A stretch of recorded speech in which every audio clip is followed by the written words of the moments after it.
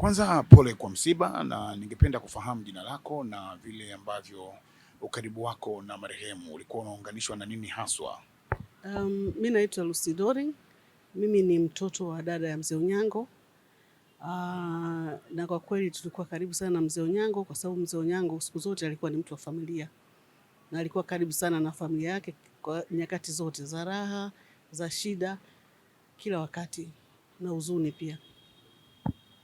Mara yako ya mwisho kukutana naye, kuzungumza naye, alikuwa kwenye hali gani na mlizungumza nini kama unakumbuka? Mara ya mwisho kuonana na Mzee Onyango ilikuwa jana asubuhi, lakini hali yake ilikuwa sio nzuri.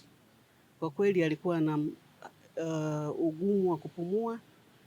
Alikuwa haongei maneno mengi, lakini pale alipopata nafuu hata dakika 2 alijaribu hata kutania. Lakini kwa kweli alikuwa ana matatizo ya kupumua. Wakati wote ambao ulikuwa labda unazungumza naye, alikuwa anasema anasumbuliwa na nini haswa, tofauti tu na hali ya upumuaji? Mzee Onyango mostly alikuwa sana ni kifua, alikuwa anasema kifua, mara nyingi kifua, au saa nyingine anasema pressure, lakini alikuwa ni mtu wa utani sana. Kwa hiyo saa nyingine hata ulikuwa huelewi exactly ana shida iko wapi, lakini mostly kupumua ndio ilikuwa tatizo lake kubwa. Alikuwa anaonyesha kama ana shida kwenye kifua. Mara nyingi alikuwa anaonyesha hivyo. Na wakati sasa unapata taarifa ya kifo chake, ili kukuta ukiwa wapi na nini ulifanya kama ndugu wa karibu? Kwa kweli nafahamu kwamba Mzee Onyango alifariki alfajiri, yani kwenye saa 7:30 hivi usiku. Mimi taarifa nilipata asubuhi, though nilipigiwa simu lakini sikuwa nimesikia usiku. Kwa hiyo nilipata taarifa asubuhi. Baada ya hapo nikaungana na familia kuanza kushughulikia jinsi ya kumhifadhi mzee wetu. Ni kitu gani ambacho wewe kwako kimebaki kama alama kwa maisha yake ambayo alikuwa akiishi Mzee Onyango? Tunafahamu kwamba alikuwa ni msanii mkubwa hapa Tanzania.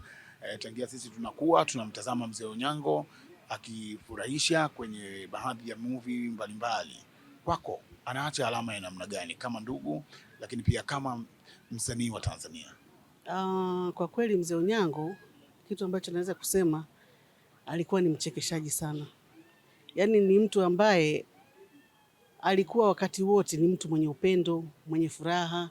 Hata kwenye matatizo alijaribu kusolve matatizo, alikuwa karibu na familia. Kwa kweli tumepoteza mtu wa karibu, mtu mwenye upendo, mwenye yani juhudi. Alikuwa anajaribu pia kutaka kuangalia jinsi ya matatizo, jinsi jamii inavyokwenda.